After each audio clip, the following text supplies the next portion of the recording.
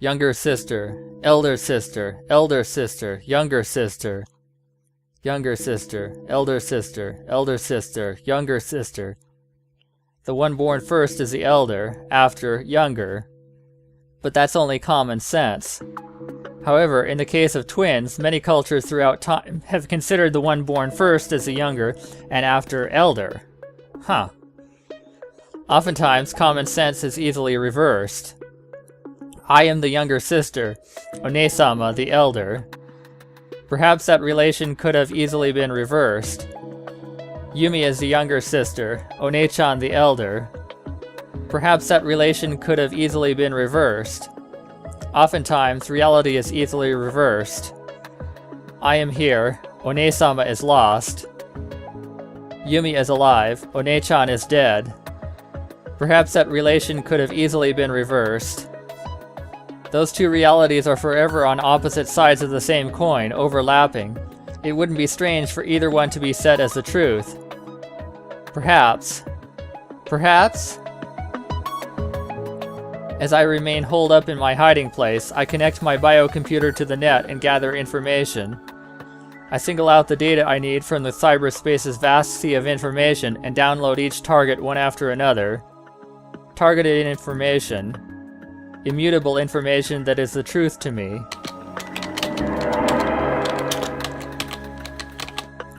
Criminal, code, destruction, terror.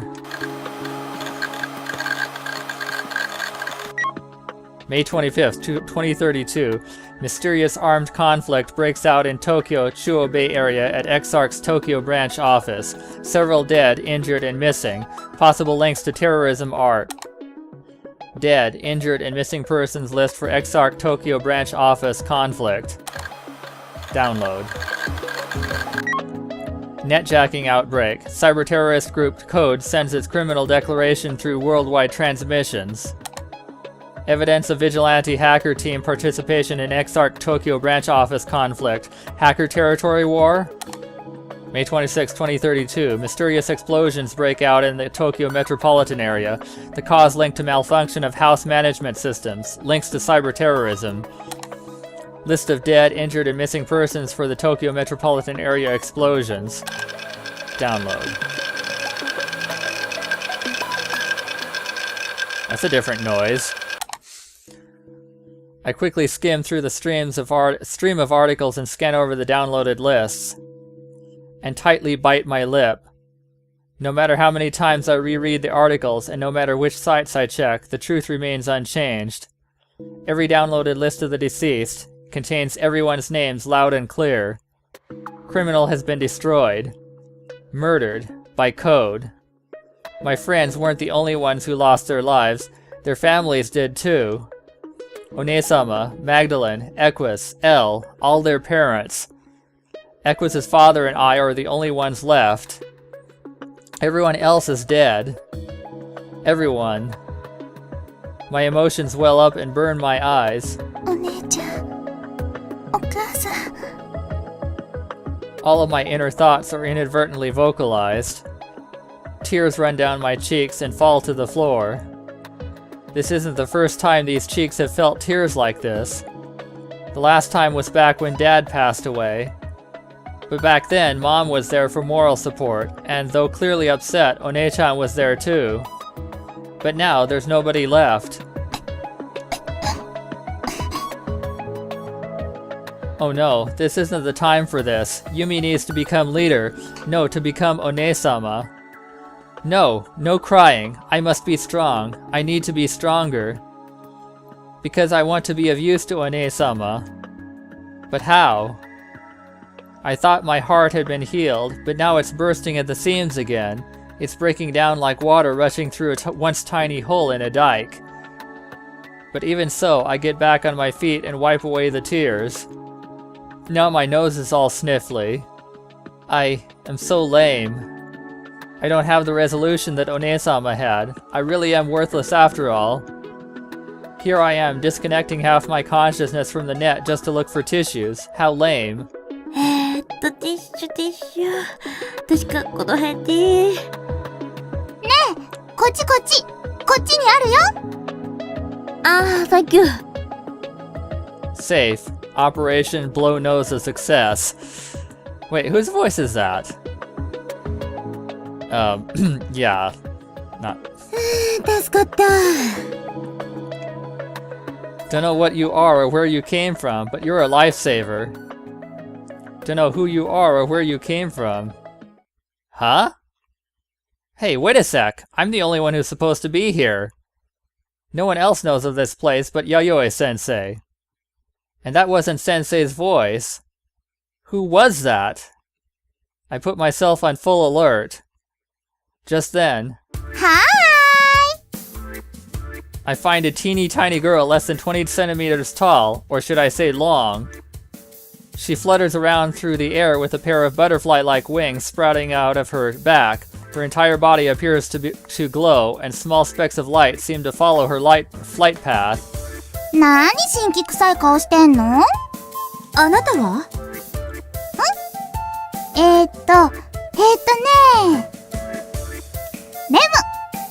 レム？そう、レムは妖精のレムだよ。Fairy? There are rumors on the net. Rumors about a mysterious fairy that appears in Babylon. Could she be that same fairy? But if so, then... どうしてこんなところに？むふむふふむふふなふ。よくぞ聞いてくれました。レムがここに来た理由。それは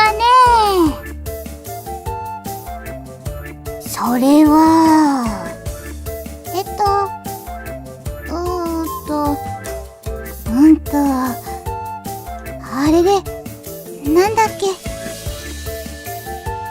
You can't be serious. 忘れたんじゃないよ。忘れたんじゃないよ。ちょっと気安く掃除中になっただけ。それを言うなら記憶喪失。それにどっちみち忘れたことに変わりないじゃないの。てへへ。どうしてだったっけかな。なんか重要な話があったような気が。はあ、やれやれね。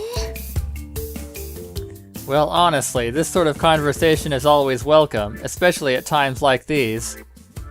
These are like the conversations of the past that L and R had. Yumi was always the dumb one, and One-chan was always the straight man. Pleasant memories of the bygone days come crashing back, soothing my aching scars ever so slightly. Every time I look at Lem-chan, I can't help but smile. おお、いいねいいね、その顔。I point to my own face. そうそう、その顔。その方がずっといいよ。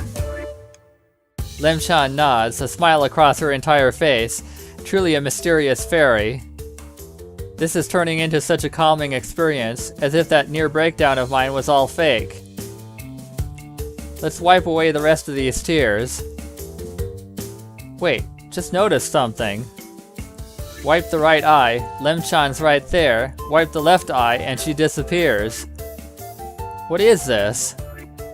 Close one eye, open the other, close the one.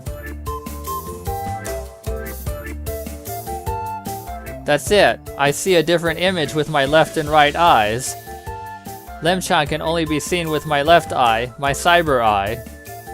That clarifies the fact that she's a shadow that exists only on the net and not in real life. Which only makes sense. Lem-chan is a resident of Babylon after all. But to me being I in this case, her presence is a warm welcome precisely because she is a shadow and not a real life human. あなたはヌル？それともウーナ？ Can't help but ask that question. When she hears that, Lem gives me a difficult look for some reason. どうしたの？ Was that a question better left unasked? Really didn't seem like it would be. レムはね、ウーナなんだけど、ヌルでもあるんだよ。And Una, but also a Null? She's there, yet not there. それってまさか。えへへ。レムは難しいことはよくわかんないんだけどね。でもさ、ほらほら、なんかあったでしょ？笑いながら消えちゃう猫が。She's probably talking about the Cheshire Cat from Alice in Wonderland. Now that she mentions it, there was this book on quantum theory from back at the beginning of high school. It was so hard to read, so hard to understand. Not sure if this is right, but my first impression of the mysterious Schrödinger's cat from quantum theory was, oh, it's kind of like the Cheshire Cat. The world of quantum theory proposed by Niels Bohr is truly a profound mystery. The microworld invisible to our eyes, where common sense becomes insufficient and strange phenomena occur. It's a very difficult theory to understand, so it cannot be accurately described in simple words, but if one were to attempt a concise summary, one could say, the world is uncertain and undefined until observed, and phenomena are first settled via said act of observation. Taking that line of thought to the extreme, the composition of the world we perceive is decided by what we currently observe with our own eyes. Taking that even further, if we were all to close our eyes, shut our ears, and completely quarantine all 5 of our senses, there would be no guarantee at all that the world would be the same as it is now. Just as how the moon is not there if not a single person sees it. That is, according to quantum theory. Lemchan floats in space and smiles at me as I ponder and doubt. Cheshire Cat, Schrödinger's cat, what am I supposed to be catching on to here? What is this semi-transparent phantasmal fairy trying to tell me? She's there, yet not there. Huh? Wait a sec. In the Schrödinger's cat thought experiment from quantum theory, isn't the inside of the box described by the quantum superposed state of both the cat is alive and the cat is dead? Before the cat's vital status is observed, the cat is neither alive nor dead, nor half alive, half dead, nor even alive for a certain percentage of experiments and dead the other. Both states are superposed, aren't they? The cat is alive and yet the cat is dead. This is just like that. This fairy is just like that, isn't she? An Una, but also a Null. In other words, シュレディンガーのレモン。ピーポーピーポーピーポーピーポー。コメント。すごいね。パチパチパチ。Lemchan dances around midair in genuine bliss. Glittering dust traces her flight path like confetti. The fairy shadow is in the superposed state of both an Una, that is, the human behind her is alive, and a Null, that is, dead. But that would mean that quantum theory, which should only be applicable to the microworld, is eroding into our observable macroworld. But how? プログラムデータの大きさは？え？ Can she tell what I'm thinking? Lemchan asks a question that seems to cut through my doubts. プログラムの大きさってどのくらいかな？大きいのかな？ちっちゃいのかな？ That's a difficult question. You can quantify a program's volume by the size of its source code in bits and bytes, but that's a completely different concept from measuring our own sizes with meters or grams. You can visualize a program physically by writing it onto a hard disk drive or a terabyte disk or some other storage medium, but that storage medium would be nothing more than a container, not the actual program itself. ね？見えないっしょ？わからないっしょ？それってさ、目に見えないちっちゃな世界の物事だと言えるんじゃないのかな？ Programs, shadow beings or concepts that belong to the quantum microworld? You mean quantum theory can be applied to them? That's a terribly preposterous theory, but there's something in her eyes, some sort of sparkle that makes you want to believe her. A semi-transparent fairy, who is here yet not here, whom the left eye sees but whom the right eye does not. This mysterious experience might have put me into that sort of mood. No, that's not all. If you assumed Lemchan's words couldn't be trusted, then how would you explain her mysterious inhuman presence? A 1 yet also a 0, an Una yet also a Null, a human yet also a program. She's a fairy in the true sense of the word. In that case, あなたは誰？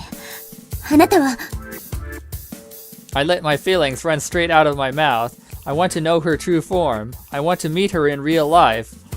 Shut up! はい、そこまで。どうどう。What am I, a bull? Ishtar and the Bull. From the world's oldest story from Babylonia, the Epic of Gilgamesh. The beautiful goddess Ishtar courted King Gilgamesh, but he unhesitatingly rejected her, saying, "Every man who has been with you has met a miserable end." Hurt and angered by this, Ishtar brought 7 years of famine unto the earth, and directed the Bull of Heaven, who caused storms and earthquakes to try to kill Gilgamesh. Bulls were always considered the sacred beast of Ishtar, the goddess of Venus. Just like the moon, Venus waxes and wanes, and the shape of crescent moon brings to mind the shape of a bull's horns. Images of Ishtar with bull horns on her head have frequently been discovered in historical ruins. どうして？私はあなたと会って話が。レムが誰か分かっちゃったら世界は確定しちゃうんだよ。今の状態で確定して本当にいいの？ Looks like there's a reason behind Lemchan's riddling ways. Common sense dictates that the micro-only phenomenon of quantum behavior can't have any effect on our real world. However, it can in the net world, according to our hypothesis, that is. And now, I feel like I can believe in that hypothesis too. If the net legendary fairy Lem has chosen to appear before me and recite a riddle, then she must have a serious, grave reason. And until I solve her riddle on my own, the riddle must remain unsolved. Solve it and reality will be set, meaning the world will be set into its current state. So in other words, she's saying the world shouldn't be set to its current state. This world wrapped in chaos, this world where precious people were lost. For now, it's best to leave her as Schrödinger's Lem. でしょ？うん、そうだね。わかった。よしよし、お利口お利口。This is what I think. If we take everything she said and turn it around, then the world has the possibility of changing depending on our actions. No idea why that's possible, but it is. What is our mission? If this fairy truly is in the superposed state of Lem the Una and Lem the Null, then which state should be set in the future? Alright. I won't hesitate. I decide deep inside that Lem is an Una. And there are things that must be done to ensure the world accepts that decision as a set reality. あ、そうだそうだ。危うく忘れるところだったよ。あの映像、ひーくんやお兄ちゃんにも見せてあげてね。ひーくん？お兄ちゃん？ Who's she talking about? But instead of answering my questions, Lem-chan just gives me a wink. And as soon as she goes, I turn around to see my sleeping computer suddenly activate. Looks like it's loading something. Before long, the monitor begins to display something. Eh? Isn't this... It's a photo Yumi, shot of the total lunar eclipse way back when. A crimson full moon, hidden in the shape of the Earth. A timestamp emblazons one corner of the image. 2032-04-26, 12:12 a.m. Pretty sure this is the same image Hinata-kun was shown by me. But when the terrorists attacked home in One-sama's room, the photo data was supposed to have been lost. ねえレムちゃん、これがどうかしたの？ No response. That's strange. One look up and... レムちゃん？ The fairy's already gone. Appearing on a whim and disappearing on a whim with no regard to others. Is she elusive or just plain selfish? Good grief. I sigh and reconnect my biocomputer to the net. There is still much left for me to do.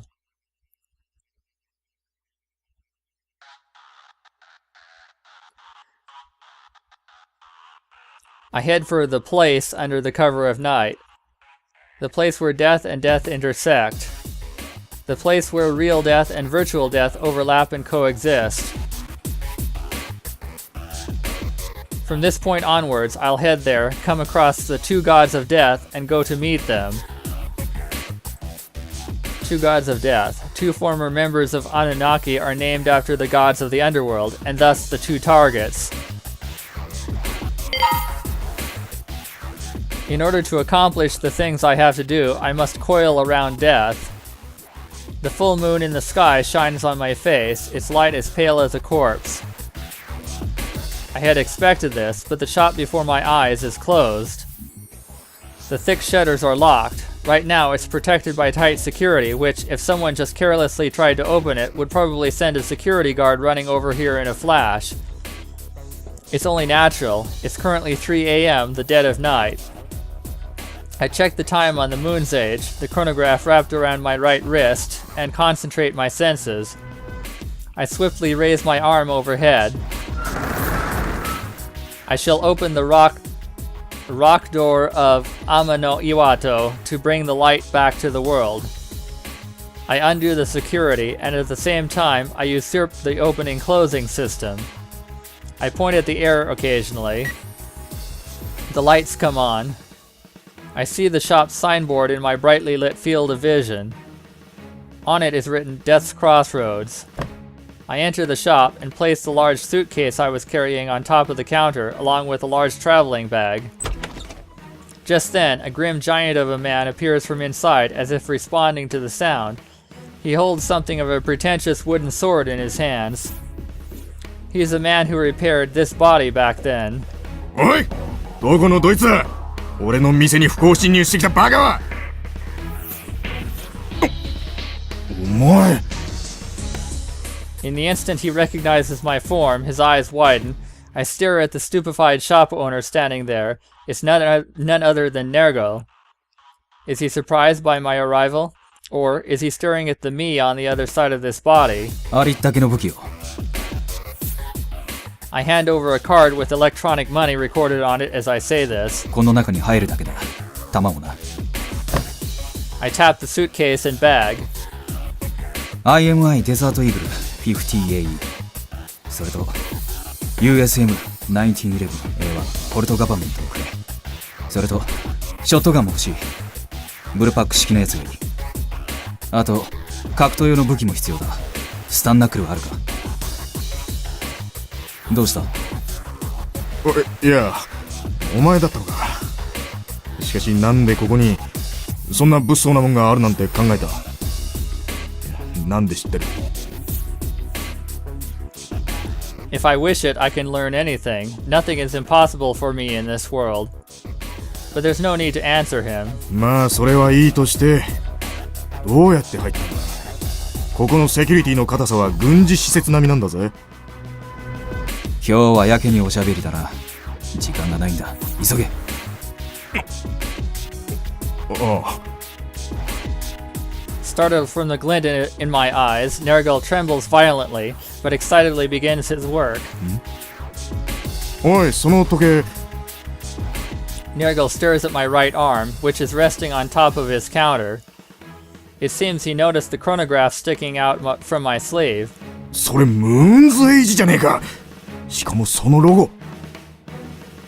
That ominous X logo is engraved on the watch's dial. おめえの親父さんの。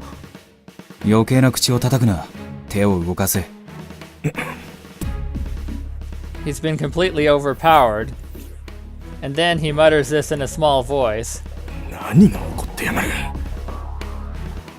What hasn't happened to me?